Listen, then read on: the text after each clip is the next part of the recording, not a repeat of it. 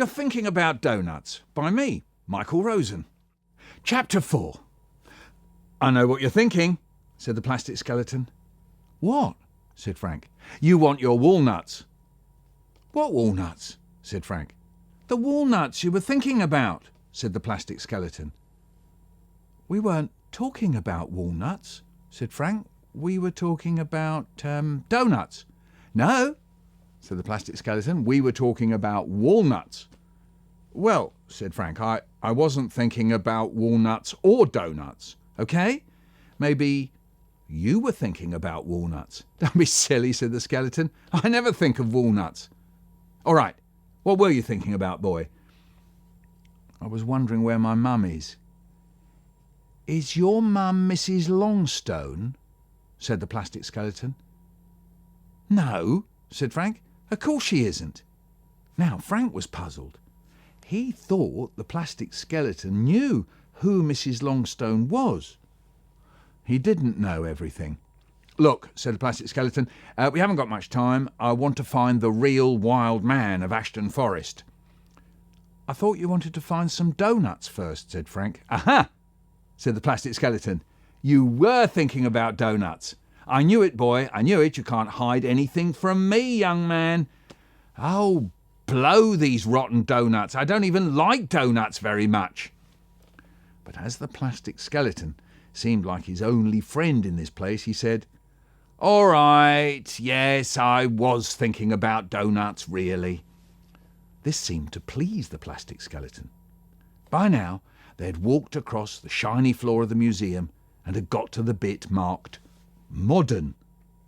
Just then, Frank saw out of the corner of his eye something move. He looked, but all he could see was the exhibit of the moon probe and the space shuttle. There was the lunar module, and next to it stood an astronaut. As Frank looked at it, he heard a voice. It was an American voice, and it sounded slightly crackly with a bit of hissing behind it, just like a voice on a bad radio.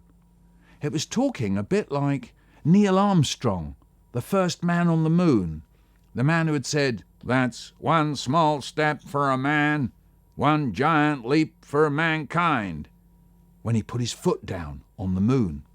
Hi, said the astronaut. Hi, guys, that's one small step for a man, one giant leap for Popeye. Ha ha! It looks like a beautiful little place we got there. Hi, guys, that's one small step for a man, one giant leap for peanut butter sandwiches. Hi. Frank looked at the plastic skeleton.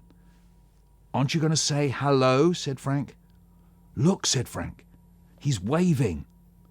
Oh, no, said the plastic skeleton. He saw you looking friendly. Hi, said the astronaut again. You guys need some sleep. Can you debug this thing?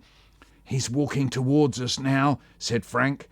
They watched as the astronaut walked nearer and nearer. Finally, he got to them and put one arm around Frank and the other arm around the plastic skeleton. Hi, guys. How big is space? What is it like in space? What is space? Where is the Earth in space? Huh? Frank was looking right into the window of the spacesuit where the astronaut's head ought to be. And there was nothing. Nothing at all. It was just a spacesuit with nobody inside it. So then Frank said to it, Which of your questions do you want me to answer first? Hi, guys, that's one small step for a man, one giant leap for the Wizard of Oz. Don't take any notice of him, said the plastic skeleton. But Frank was really interested. After all, this was the first time he had met an astronaut. Except this wasn't an astronaut. Well, he thought it was the first time he had met a spacesuit. So Frank said, Did you go to the moon? Of course he didn't, said the plastic skeleton. He just walked about outside. Outside what? Said Frank. Outside the spacecraft, you know, the space shut-up. The shuttle, you mean, said Frank. That's what I said, said the plastic skeleton. So Frank tried again. Why did you walk outside the shuttle? It's no use asking him questions. He's not allowed to answer anything. Oh, why not? Said Frank. Because it's secret. What's secret? Well, everything's secret. No, it isn't, said Frank. I know. The Apollo went to the moon. That isn't a secret. No. Everything you don't know about is a secret. Why? Said Frank. In case you find out, of course, said the plastic skeleton. Find out what? Said Frank. How do I know? Said the plastic skeleton. If I knew, I'd tell you. But I don't know, because he's never told me. The spacesuit started up again. Hi, guys. Is it difficult to keep fit in space? Is weightlessness harmful? How does spacecraft land? What are G-forces? How much do you get paid for this? Said Frank, staring in through the window. I'll ask you some questions, he thought. Never mind what the plastic skeleton says. How much does your spacesuit cost? Do you wish you were in Star Wars? Did you meet any Russians when you were up there? Are you going to have Star Wars up there with the Russians? Then Frank stopped.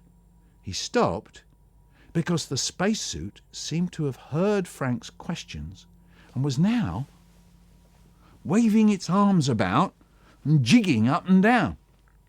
You've made him angry. Oh, no, you fool, said the plastic skeleton. You've asked him all the questions he's not supposed to answer.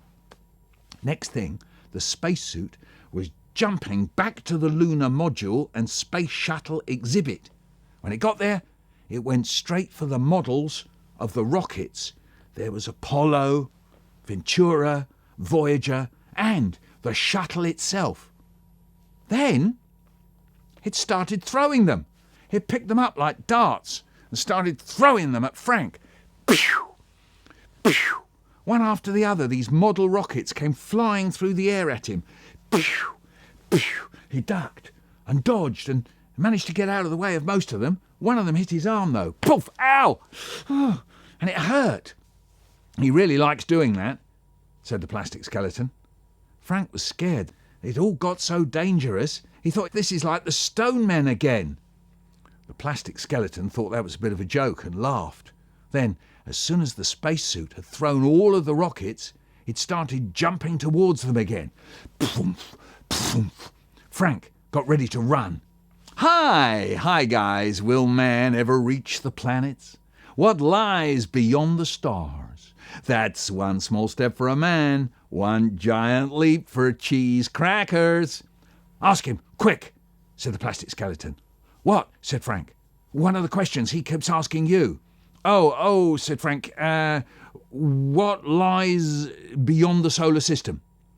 Vast regions of space that are empty except for traces of gas, said the spacesuit. Then, many millions and millions of miles further out lie the stars of the Milky Way.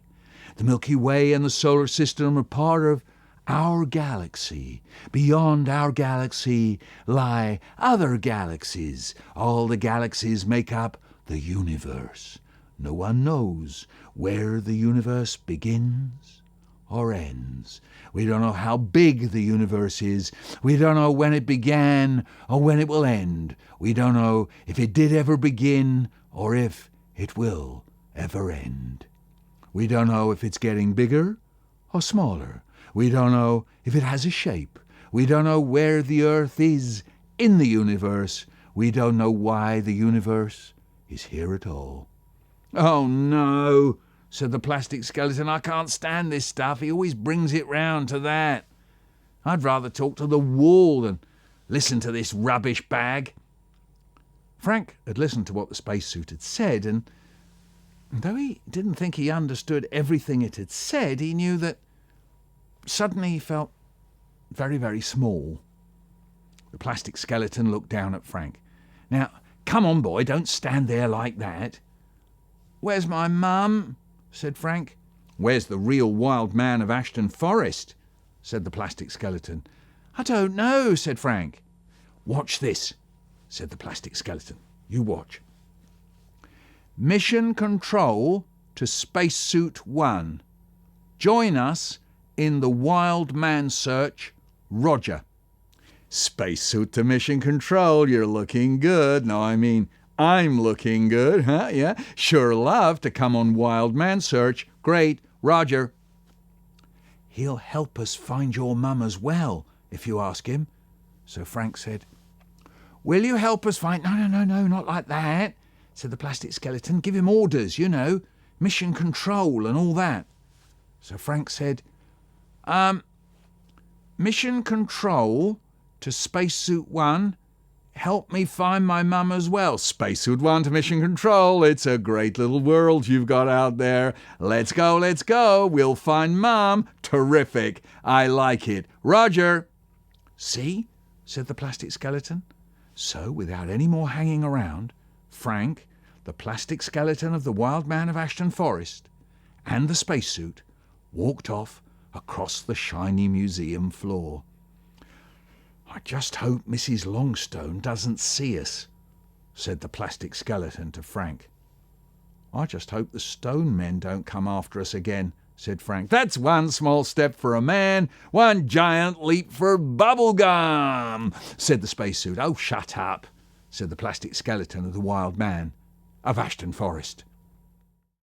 I hope you enjoyed your thinking about donuts. If you want to know more about all the new stories and poems I put up here on Kids Poems and Stories with Michael Rosen, then why not follow the link and subscribe to the channel.